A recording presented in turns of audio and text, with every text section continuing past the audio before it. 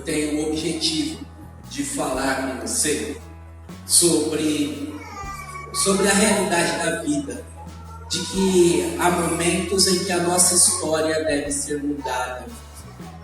Alguns momentos em que as coisas estão dando errado. Alguns momentos porque a gente sente que pode ter um algo mais. Essa mudança de história, os resultados sobre a nossa vida precisam ser bem equacionados. E a gente precisa ter uma visão correta do que é um bom resultado, do que é um melhor resultado. Ter uma visão correta sobre a nossa fé influenciando os resultados, para que seja uma influência legítima, para que a nossa fé mude a nossa história, não no ponto de vista aparente, não com distorções. Sabem, irmãos, no meio da vivência espiritual, as pessoas estão trazendo distorções e estão perdendo o verdadeiro evangelho. Para você ter uma ideia, existe um reality show nos Estados Unidos chamado Os Pregadores de Los Angeles, em que os pastores de igrejas ligadas à teologia da prosperidade, num tipo de Big Brother, eles disputam quem é mais rico, quem tem o melhor carro. E no meio dessa palhaçada, eles então vão demonstrando ou tentando mostrar para as pessoas que a bênção de Deus está naquilo que eles conquistam. Que a intimidade com Deus vai fazer as pessoas enriquecerem. E esses verdadeiros estelionatários que se enriquecem às custas de pessoas humildes, simples, traz para nós uma dor no coração. Primeiro, por conta daquelas pessoas que são exploradas. Em segundo lugar, por conta daquelas pessoas que se decepcionam com o Evangelho de Jesus por causa dessa distorção, desse olhar errado, e saem do convívio, saem da comunhão e deixam de ser parte integrante da igreja militante. A gente fica triste com isso, porque a gente ouve essa fala chegando no Brasil e presente em algumas igrejas, falando que você precisa ter uma fé de resultado, que se você está numa igreja e as coisas não estão acontecendo na sua vida, é porque a igreja é fraca, porque sua fé é fraca. Na verdade, um desses ladrões até falou na televisão um dia desses, que se você está machucado, passou por cirurgia, o seu anjo da guarda é fraco, você dá uma oferta de R$1.000 que ele vai fazer uma oração para trocar de anjo da guarda. Não é um sem vergonha, irmão? Não é um sem vergonha. Os resultados da fé, irmãos, os resultados da vivência com o Senhor, o maior de todos os resultados, nós não temos dúvida que Deus entra em situações, reorganiza quadros negativos. Estamos em meio a um período de 21 dias de oração e Deus tem feito coisas tão lindas. Essa semana oramos pelo Brian, internado na UTI em São José dos Campos, com um tipo de infecção que os médicos não conseguiram identificar e relacionaram a meningite, relacionaram algumas enfermidades que até assustaram os pais. E na não identificação da doença, a igreja em intensidade orando. E hoje já temos a notícia que ele já passou da UTI para o quarto. Deus faz coisas nas nossas vidas, Deus abre portas. Nós não temos dúvida disso, a gente tem plena certeza. Mas de todas as coisas que acontecem, de todas as respostas que nós recebemos, a maior de todas elas é sermos aceitos por Jesus, inclusos por Jesus no seu plano, reorientada a nossa vida, reposicionada o nosso coração, satisfeita a nossa alma, ter a condição de pôr a cabeça no travesseiro e dormir em paz, sem dever nada para ninguém, sabendo que não há nenhuma condenação para aqueles que estão em Cristo Jesus. O maior de todos os resultados não são as coisas que nós corremos atrás na vida para nos sustentar. É aquele que nós não corremos atrás, mas é aquele que veio ao nosso encontro, nos amou de tal maneira que nos incluiu na sua família. Eu quero compartilhar com você essa verdade bíblica sobre a presença de Deus. Sobre um Deus que tem a história nas tuas mãos e quer nos incluir na sua história. Sobre a realidade da existência de Deus, um Deus que está presente aqui, contemplando os nossos corações e que por vezes nós deixamos escapar. Sabem, irmãos, nós nos distraímos facilmente. Estamos em alguns lugares fisicamente, mas nossa mente está distante. Olhamos para algo que pensamos ser o mais importante da vida, quando o mais importante está por trás daquilo. E nessa distração, nesse olhar, nesse perder, parecendo criança que sai correndo atrás de uma borboleta e não tem a noção do perigo do carro que vem vindo na rua, mesmo depois de adulto, essa nossa incapacidade de ver o que tem valor verdadeiro rouba de nós o convívio com aquele que muda a nossa história, que transforma a nossa vida, que faz com que tudo tenha um verdadeiro sentido. E no meu desejo de que você tenha uma nova história, no meu desejo que você possa aproveitar ao máximo a sua relação com Deus, eu venho aqui essa noite te dizer que a relação com Deus, a espiritualidade, ela começa quando nós reconhecemos a nossa condição, o nosso estado miserável.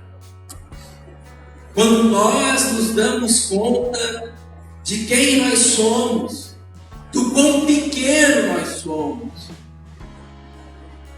que sem soberba a gente se esvazia e se aproxima de Deus, não como se Deus estivesse devendo para a gente, como se Deus tivesse obrigações para com a gente, mas como quem clama misericórdia e em Deus recebe misericórdia.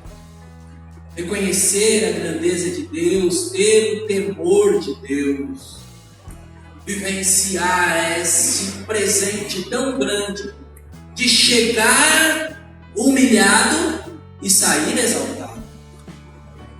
Nossa vida tem acontecido muitas mazelas, temos sofrido muito por causa dessa inversão.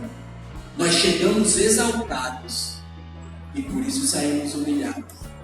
Chegamos achando que somos alguma coisa e deixamos de encontrar com aquele que está acima de todas as coisas. A Bíblia diz em Tiago, capítulo 4, versículo 6: sujeitai-vos, pois, sob a onipotente mão de Deus, para que em tempo oportuno ele vos exalte. Porque Deus resiste aos soberbos. Desculpa, mas dá graça ao humilde. Por bondade, abra sua Bíblia do Evangelho de Lucas, capítulo 5, versículos de número 1 a 11. Lucas, capítulo número 5, versículos número 1 a 11, onde nós encontraremos um exemplo, irmãos, disso que eu estou te falando, de uma história transformada, para que incentive você a mudar a sua história. Um exemplo de alguém que buscava alguma coisa e quando teve o máximo dessa coisa, descobriu que isso não era nada. Um exemplo de alguém que encontrou que tem verdadeiro valor e isso mudou a sua existência para sempre. Evangelho de Lucas, capítulo número 5. Começando no primeiro versículo, a Bíblia diz assim: estando Jesus à beira do lago de Genezaré, grande multidão se apertava em volta para ouvir a palavra de Deus. Ele notou que junto à praia havia 2 barcos que estavam vazios, deixados por pescadores que lavavam as suas redes. Entrou um menino dos barcos e pediu a Simão, seu dono, que o afastasse um pouco da praia. Então sentou-se no barco e dali começou a ensinar a multidão. Quando terminou de falar, disse a Simão: agora Vá para onde é mais fundo e lance as redes para pescar. Simão respondeu: mestre, nós trabalhamos duro a noite toda, mas não pegamos nada. Mas por ser o Senhor quem está pedindo, eu vou lançar as redes novamente. Dessa vez, as redes ficaram tão cheias de peixe e começaram a se rasgar. Então pediram ajuda para os companheiros dos barcos que estavam próximos, e logo os 2 barcos estavam tão cheios de peixes que quase afundaram. Quando Simão Pedro se deu conta do que havia acontecido, caiu de joelhos diante de Jesus e disse: por favor, Senhor, se afasta de mim, porque eu sou um pecador. Pois ele e seus companheiros ficaram espantados com a quantidade de peixe que haviam pescado. Assim como seus sócios, Tiago, João, os filhos de Zebedeu. Jesus respondeu: não tenha medo, Simão. De agora em diante, você será pescador de gente. E assim, quando chegaram à praia, eles deixaram tudo e seguiram a Jesus. Amém? A história é conhecida, talvez eu até já tenha conversado sobre ela com você. O lago de Genezaré é chamado de mar por causa da extensão. Você sabe, o olho humano ele enxerga 5 quilômetros à frente. O lago de Genezaré tem 20 quilômetros de comprimento por 12 de largura. 200 metros abaixo do nível do mar, um lago com muitos peixes, muito rico. Não pescar neste lago era uma situação relativamente humilhante, porque a profissão é ser pescador. O profissional está ali, que é o pescador. Os instrumentos estão ali, que é a rede, que é o barco. Os peixes estão ali, imagine que humilhação. Mas às vezes acontece com todos os recursos, às vezes a vida não dá certo. O problema é como é que o nosso coração reage quando a vida não dá certo. O problema é o nosso jeitão de escolher a vida, de olhar os fatos. Principalmente para os homens são competitivos. Os homens querem disputar entre si. Os homens na vida profissional fazem brincadeira, e alguns de vocês são da fábrica, sabem que tem uns caras mais zoeiros. Os homens, eles não demonstram muita emoção e dificilmente você, às vezes, vai sair estando um homem ao volante, ele está perdido, mas ele não para no posto para perguntar onde que é o lugar. Porque tem esse quê de orgulho. E alguns especialistas dizem até que os homens amadurecem depois dos 50 anos de idade. Até 50 anos é adolescente. Então, está disputando, está nessas questões. E nesse contexto, irmãos, nós temos então os homens humilhados ali, lavando as suas redes só com o rosto, e Jesus pedindo para Pedro fazer algo.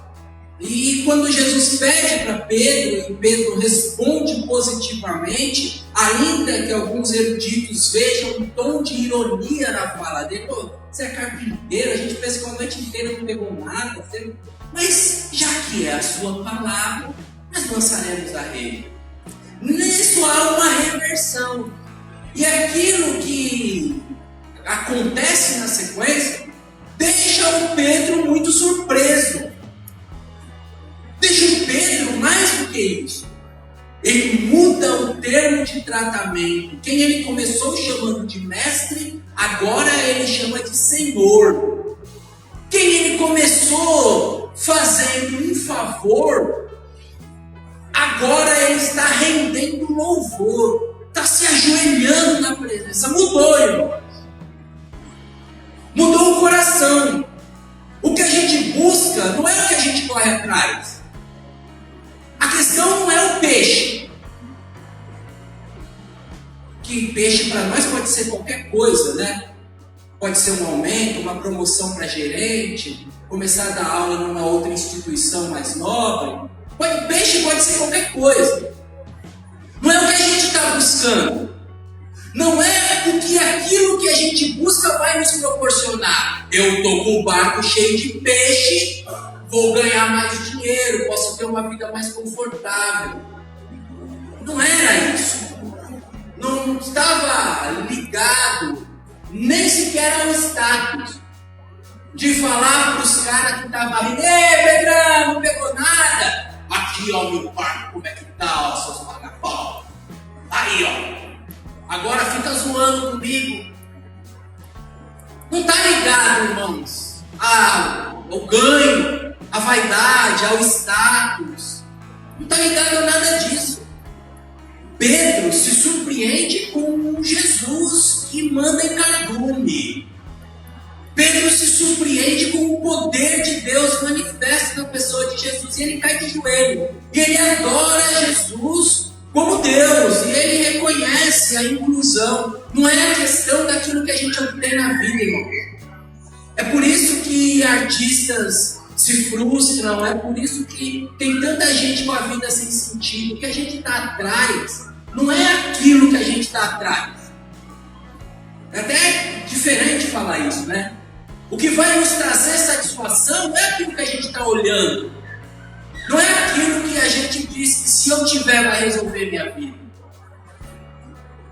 O que muda a minha vida é ser aceito por Jesus, ser incluso por Jesus, ter sentimentos reorganizados por Jesus. E o nosso versículo número 10 mostra Jesus falando: Pedro, não tenha medo. É mexer com os nossos sentimentos. Nosso versículo número 10 mostra um redirecionamento. Agora a sua vida vai fazer outro sentido. Eu vou te dar outra missão. Você agora não é mais peixe, é gente. Não cheira mal, não é inanimado, não é só por dia, não apodrece. Você que cuidava de coisas que alimentava por dia, que conservava por dia, agora vai cuidar de coisas eternas. E aí nossa vida ganha sentido, irmão. E aí nós que parecemos muito com aquele cavalo do desenho, já viu? Muitos desenhos animados tem isso. O cara amarra uma cenoura na ponta de uma vara de pescar e senta no cavalo, e o cavalo vai correndo para pegar a cenoura e nunca pega, e com isso ele faz a viagem. Esses somos nós. Alguém coloca uma cenoura para a gente chegar lá na frente. Alguém coloca e a gente está correndo, achando que a vida é isso. E a vida é um relacionamento com Deus, é essa paz que excede todo o entendimento. E quando nós encontramos o príncipe da paz, quando nossa vida se relaciona com Deus em espírito e verdade, quando nós nos reconhecemos filhos de Deus e somos por Deus inclusos no seu reino, a gente descansa. E quando as coisas não saem como a gente previu, a gente fica tranquilo, porque a nossa história está na mão de Deus. Quando a morte chegar, a gente não tem medo. Quando os desafios da vida estiverem presentes, a gente se segura e está nos braços daquele que nunca nos deixou. E a gente sabe que nem o mal vai vencer, que as palavras finais estão na mão de Deus. A gente sabe que Deus está cuidando de nós, nos preservando como menina dos seus olhos. E quer saber de uma coisa? Quando alguma coisa maior vem para a nossa vida, isso nem nos ilude. Por isso que no versículo 11, ele fala que os discípulos deixaram tudo e seguiram a Jesus. O que Paulo chamou de considerar as coisas dessa vida como palha, coisas sem valor.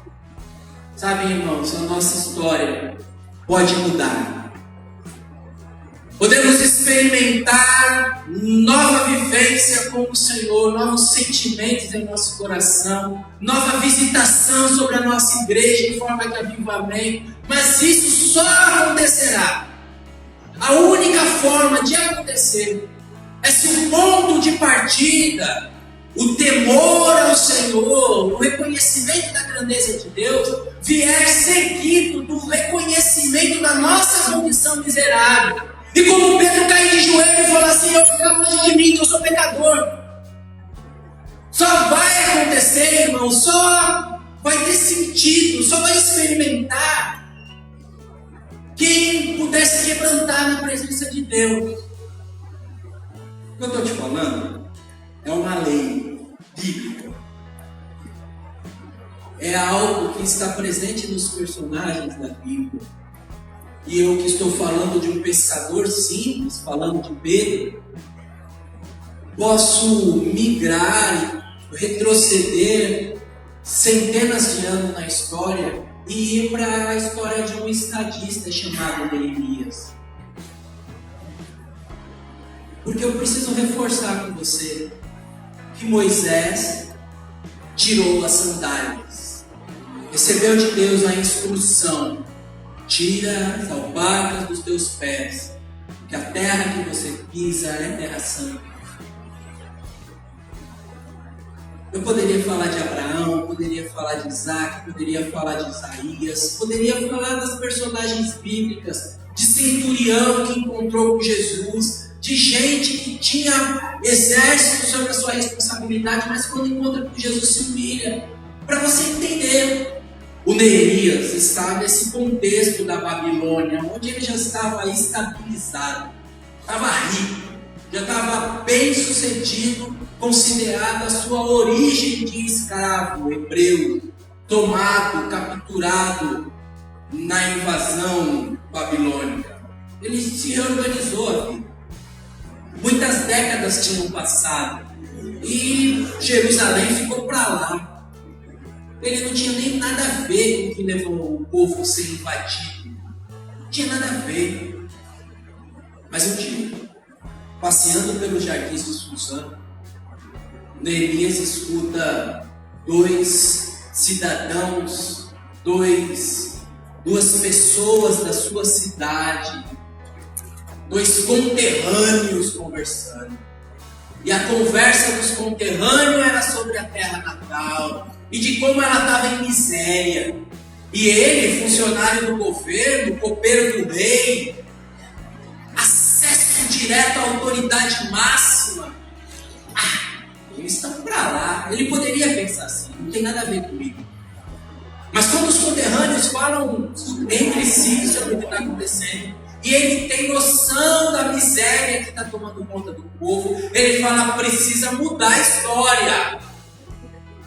Precisa mudar a história. Não é o que eu ganho na vida. Não são os peixes que enchem meu barco. Voltando para Pedro. Não é o resultado bom do meu trabalho. Não é a minha promoção. Não é o fato de eu estar com condições financeiras.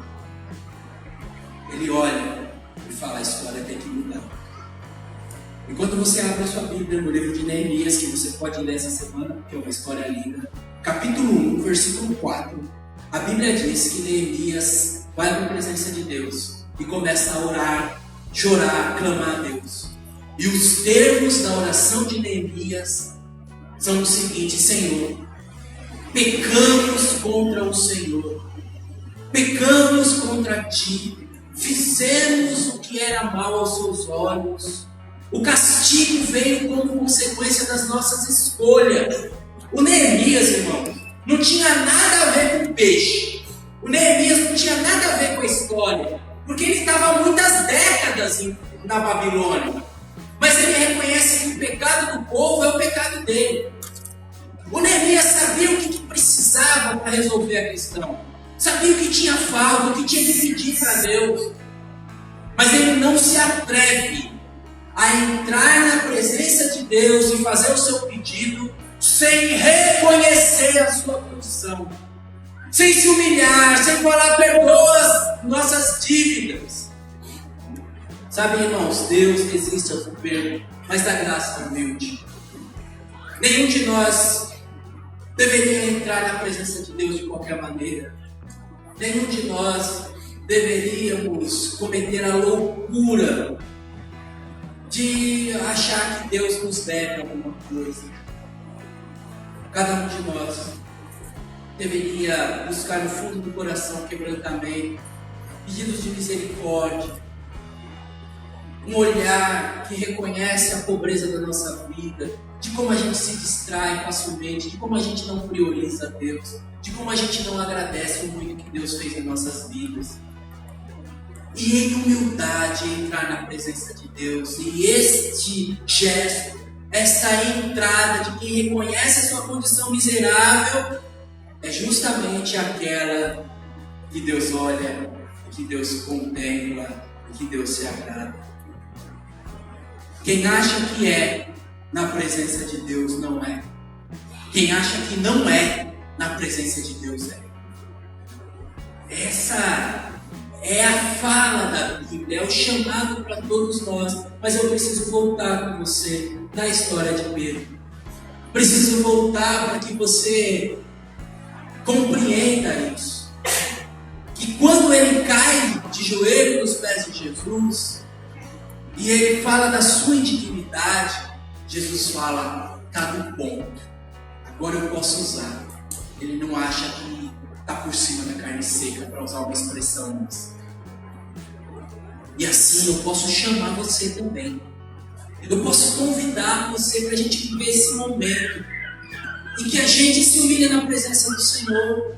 Por isso os 21 dias de oração que a igreja está fazendo, por isso o nosso encontro aqui, por isso a nossa vida cristã, de quem se reúne para louvar a Deus, engrandecer, reconhecer o senhorio de Jesus, de quem se mostra carente na presença de Deus, de quem se deixa cuidar pelo Pai das luzes, em quem não há mudança ou sombra de variação. O encontro com Deus, irmãos, deve acontecer em todas as dimensões da nossa vida.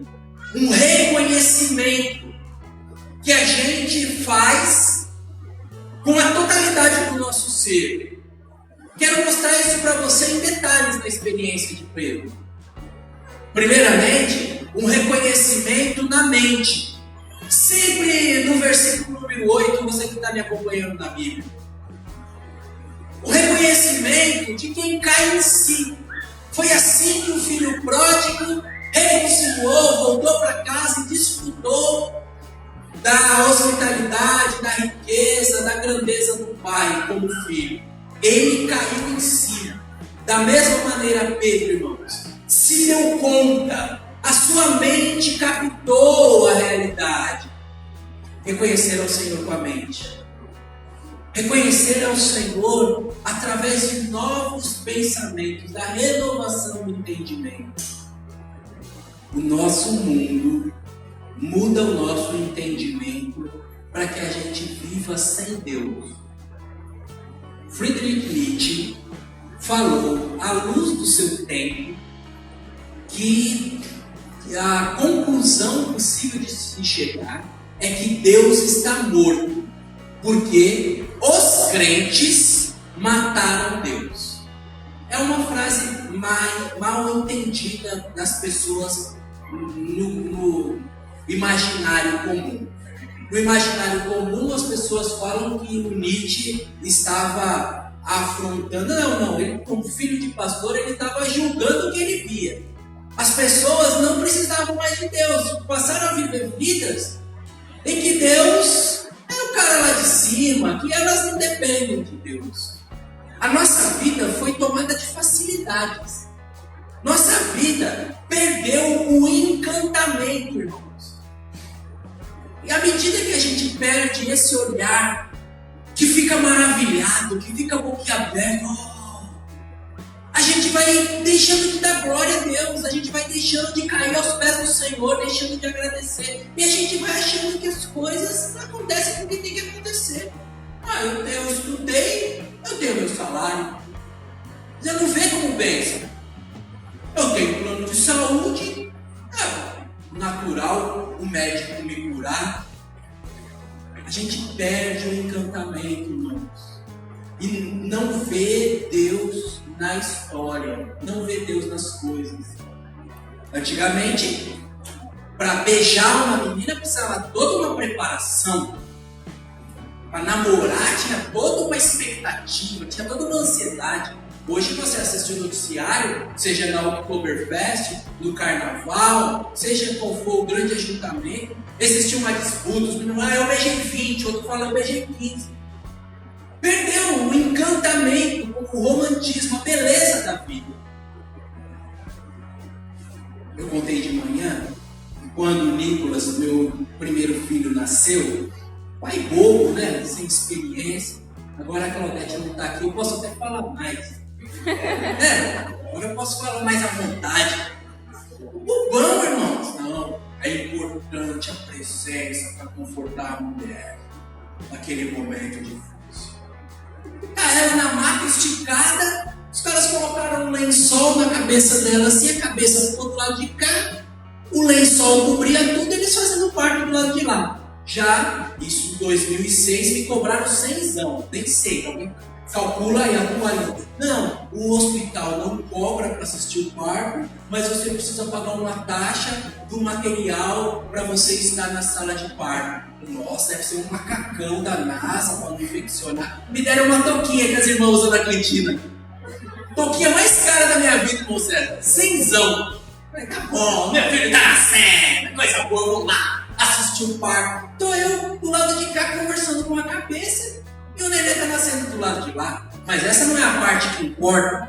A parte que importa é que os homens que estavam do lado de lá do lençol, eles estavam conversando no Campeonato Brasileiro, Alexandre. Pô, rapaz, você viu o jogo ontem? Então, esse negócio, tem que trocar o terno. Ó, o neném aqui. Aí a mulher já saiu com o neném lá na fonte, com tudo. Irmã Cida para fazer uma empada, irmão César para fazer um salgadinho gostoso que ele faz. Tem mais capricho, mais cuidado, mais romantismo do que os caras têm para pegar meu filho. Não é um mundo assim? O cara faz um parto que nem faz coxinha. Conversando do futebol, irmão. Pastor, por que você está contando isso? O que isso tem a ver com a gente? Tem tudo a ver, irmãos. Porque a gente acha que tudo é normal, que nas coisas da vida não tem milagre. Como você nunca viu uma pessoa morrendo de insuficiência respiratória, você acha que é normal, nós temos pulmão e respirar é uma coisa normal, mas nisso tem um milagre. Reconheça com sua mente que Deus está trabalhando na sua vida, que Deus está cuidando da sua família, que o seu emprego no país de desempregados é uma bênção de Deus. Reconheça na sua mente que levantar... Irmãos, eu não quero vulgarizar esse culto, eu não quero ser popularesco, mas eu quero te ajudar a entender. Eu passei por um procedimento antes da cirurgia que me deram anestesia, e quando eu voltei da anestesia, eu não sei o que aconteceu, eu não sei se foi um remédio, que me deu uma vontade muito grande de fazer xixi. E eu chamei a enfermeira, eu quero fazer xixi. E acho que ela já está acostumada com essas coisas, eu acho que é da anestesia, eu não sei. Algumas mulheres falaram que tem isso também, depois da cesariana, acho que não sei, mexe da cintura para baixo da gente. O que eu sei, irmãos, é que eu não conseguia fazer xixi. E isso é um desespero. Isso é um desespero. Você querer fazer xixi não conseguir. É uma coisa que você sente mal. E agora, quando eu faço xixi, dá até um sorriso. Obrigado. Glória a Deus. Entendeu? Eu não quero vulgarizar, mas eu quero que você entenda que as coisas simples da vida são um milagre da vida. As coisas simples da vida, nós temos que glorificar a Deus, depender do Senhor. Pedro cai de joelhos e ele, com a sua mente, reconhece o Senhor. E eu quero chamar você para usar a sua mente para a glória de Deus, a sua mente para não transformar as coisas em comum. Hoje foi muito bonito de manhã. Eu vinha com o carro, passando no Carangola, Irmã Maria estava no ponto de ônibus, onde nós nos encontramos, mas nunca combinava. Ela fica no ponto, é o horário que eu passo, e ali, atrás da Irmã Maria, tinha um rapaz com um saco na mão, e a Irmã Maria estava levantando, vindo, voltando, já de longe, eu falei, a Irmã Maria está no ponto. A menina da padaria do outro lado já saiu, já ficou na porta. E quando eu encostei com o carro, o cara ficou nervoso, a Irmã Maria entrou no carro e ele pegou, saiu do ponto e atravessou a rua. E a Irmã Maria falou assim, pastor, ele ia roubar o meu celular, ele ia me assaltar. É ruim, né, irmãos, o mundo que a gente vive, o mundo que a gente julga as pessoas. Mas Mas existem alguns sinais que nos levam a chegar a essa conclusão. Quando o rapaz viu um movimento na padaria, quando a irmã entrou no carro, aí ele pegou, saiu e foi embora. Ele que estava ali alguns minutos contando a ela. E ela falou: obrigado, pastor. Deus hoje, obrigado, pastor, não, obrigado, Deus. O Senhor me deu um livramento. E eu fiquei feliz porque tem a ver com a mensagem. A gente ver a Deus nos detalhes da vida. A vida está boa? Não. A vida poderia estar pior? Poderia. E a presença de Deus abre portas, a presença de Deus direciona a nossa história, a presença de Deus nos dá livramento, e quem é de Deus deve cair de joelhos diante de Jesus e falar: Jesus, muito obrigado. Reconheça o Senhor com a sua mente, veja o Senhor mais na sua vida, mas reconheça o Senhor também com o seu corpo. Acabei de falar, cair de joelho. Eu não quero criar uma doutrina que a oração de joelho é mais forte, de jeito nenhum. Você ora a Deus com seu coração, e você tomando banho, está conversando com Deus, pega um ônibus de Moreira para Pinga e vai ali com a sua mente em Cristo, conversando, falando das questões, tendo um momento de comunhão, glorificando ao Senhor. Não existe posição para orar, irmão. Mas o que eu quero te dizer na história de Pedro é que a posição que ele assume ali, caindo de joelho, pedindo misericórdia, o gesto dele vai ao encontro e reforça as palavras dele. E o que eu preciso que você entenda é que existem alguns gestos nossos que negam aquilo que nós estamos falando. A boca está dizendo uma coisa, mas o corpo está fazendo outra coisa, sabe? E é preciso a gente alinhar a nossa mente com o nosso corpo. É preciso que o seu corpo confirme as suas palavras.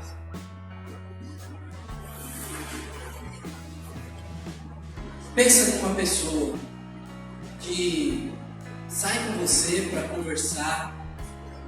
Estou precisando conversar, você pode conversar comigo? Claro. E aí você está conversando com a pessoa está no celular. A pessoa está prestando atenção em você, sim ou não? A boca falou uma coisa, eu posso conversar com você, mas o corpo está dizendo outra coisa, não é verdade? Imagina, eu estou aqui pregando, não aconteceu ainda, pode acontecer, por isso orem a Deus para que Deus me fortaleça, ensine, melhore nesse negócio, mas pode acontecer que eu estou aqui pregando e você está folheando a revista da Avon, não é? Você foi para a igreja, e aí foi para a igreja louvar a Deus, fui, na hora do louvor você estava fazendo o quê? Olhando a revista da Avon. Você estava louvando a Deus? Sim ou não? Não, sua mente está em outro lugar. Está falando, está tendo uma reunião, está tendo uma palestra, está tendo uma aula. O professor está explicando uma coisa, está ali lixando a unha. Está prestando atenção no pastor? O professor, seja quem. É um sinal de desprezo, que eu não estou nem aí com o que você está falando. Sabe, irmão? Muitas vezes o nosso corpo nega nossas palavras. E nós precisamos tomar cuidado com isso. Porque às vezes a gente diz: não, eu quero saber o que você está. Eu estou aberto para novos conceitos. Está aberto? Estou aberto para aprender o que eu. Está aberto, está fechado. O nosso corpo precisa confirmar nossa fé. E por isso que nós temos que apresentar nosso corpo como um sacrifício vivo, agradável a Deus. O Pedro, com o seu corpo, ele confirma o seu gesto, confirma a sua mensagem, confirma a sua disposição. O meu chamado para você: reconheça com o seu corpo, mas não só com o corpo, irmãos, não só com a mente. Este corpo que no livro de Salmos fala: levantemos nossas mãos e adoremos, elevo meus olhos ao monte, ergo a minha voz. Corpo, mostrando que eu estou envolvido no louvor a Deus, mostrando que eu estou participando daquilo que a minha boca diz que eu participo. E a boca tem que dizer. Sim, eu tenho que reconhecer com a mente, tenho que reconhecer com o corpo e tenho que reconhecer com a voz, como meu testemunho, com a minha declaração de fé, com a minha profissão do verbo professar de fé. O Pedro, irmãos, ele aproxima-se com respeito, sempre no versículo 8, tá bom? Com respeito, ele trata Jesus com um termo de respeito. Por favor, com educação, por favor, Senhor. Com reconhecimento, afaste-se de mim. Com uma fala coerente. Nós, irmãos, estamos envolvidos numa fé que tem entre as suas colunas a declaração. Em Romanos, capítulo 10, versículo 9, a Bíblia diz, e cada um de nós é convidado a exercitar isso. Se com a tua boca confessares a Jesus como Senhor, e em teu coração crer em Deus, que Jesus ressuscitou dentre os mortos, você será salvo. É preciso nós falarmos. É preciso você dizer, eu sou de Jesus. É preciso você dizer, Jesus é o Senhor da minha vida. É preciso, irmãos, você que é amigo da igreja, amigo do Evangelho, você precisa dar este passo de declaração do senhorio de Jesus. Porque no fundo, irmãos, no fundo, não é questão do que Jesus pode nos dar, como encher o barco de peixe. No fundo, não é o que Jesus pode fazer com a nossa existência nos salvando. A verdade é que ninguém pode ter a Jesus como Salvador se não tiver Jesus como Senhor. E você precisa declarar, Ele é Senhor da minha vida. O senhorio de Jesus na minha vida é a minha maior preciosidade. E aí Ele olha, se agrada, e ali e te acompanha, e você é preparado para a vida eterna. Estão entendendo a sintonia? Estão entendendo que o gesto do Pedro, estamos só no versículo 8, só mudando os grifos ali. A mente dele reconhece o trabalhar de Jesus, e nossa mente precisa reconhecer mais, agradecer mais.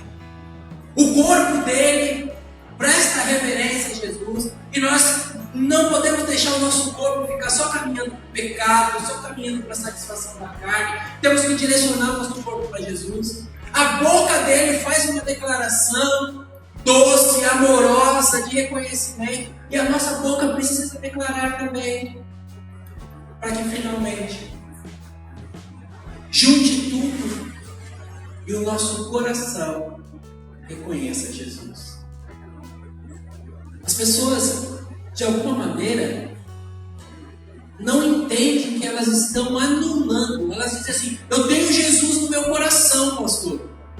Mas você viu na experiência do Pedro como a coisa é maior? Não dá para ter Jesus no coração se você não pensa nele, não reconhece ele. Não dá para ter Jesus no coração se você não testemunha, não testifica sobre ele. Não dá para ter Jesus no coração se você não se expõe para ele. As coisas são complementares. Quem tem Jesus no coração entende que ele é o valor em si. Ele é a pérola de grande valor. E aí no versículo 11 vai dizer que eles deixaram tudo e seguiram a Jesus. Porque o que está no nosso coração, a gente investe. O que está no nosso... Quem a gente ama, a gente não faz conta, a gente não mede para agradar. Você diz que ama, mas não faz uma presença, então é amor só da boca para fora. Quem ama, faz uma presença. É assim que funciona. Eles deixam tudo de lado. Tudo que sempre correu atrás. Tudo que era a fonte da segurança. Tudo que era o mais esperado. Deixa tudo e segue Jesus. Esta é a materialização do amor. Já viu os meninos quando estão amando, começam a namorar? Tem os menininhos novos da igreja começando a namorar. Está amando, não mede sacrifício. Não mede, está amando. Vai chegar lá, o dia do aniversário da namorada, compra um celular para a namorada. Tem os meninos até que a prestação do presente dura mais do que o namoro. Né? Namora 6 meses, compra um celular em 12 pagamentos, o namoro acabou e a prestação continua. Mas é isso, irmãos. É o amor. É o amor. O amor. E mexe com a minha cabeça e deixa assim. Né? É isso mesmo. Não é que não faz conta. Não é que não faz conta. Não é que despreza, desconsidera. Não. É que faz conta e chega à conclusão de que vale a pena. Entendeu? O sorriso dela vale a pena. Vou investir, vou fazer uma hora extra para fazer esse passeio, porque a minha família vale a pena. Vou trabalhar em 2 empregos para dar uma ampliada na casa, porque o conforto da família. Não é que não faz a conta. A gente faz a conta e conclui, vale a pena. Porque é assim o chamado de Jesus. Quem vai me seguir, ninguém começa a construir uma torre e não calcula para não passar vergonha. Foi o que Jesus falou. Nenhum comandante entra numa guerra sem calcular primeiro. O discipulado tem um preço, a gente calcula. Calcula e conclui. Vale a pena. Vou pagar esse preço. E aí o amor de verdade fica evidenciado. A minha fala com você essa noite, irmãos, ela é tão singela, tão simples. A minha fala nessa noite é de que nós estamos perdendo a presença de Jesus porque não estamos reconhecendo. Estamos superficiais. Minha fala essa noite é que a gente pode ter mais. Que a fé de resultado não é ganhar coisas. Não é o que nós pedimos ou pensamos, mas é aquilo que Deus quer fazer em nós. É aquilo que Deus quer entrar na nossa história e fazer em nossa vida. O meu chamado para você, nessa noite, pessoal, e como igreja, pedindo um avivamento do Senhor, é que você entenda que a transformação da história só vem quando a gente sabe que a gente é miserável, que a gente não tem, que a gente precisa do Senhor. É nesse coração, bem-aventurados pobres em espírito, esse coração pobre em espírito, que o Senhor reina e manifesta o seu poder.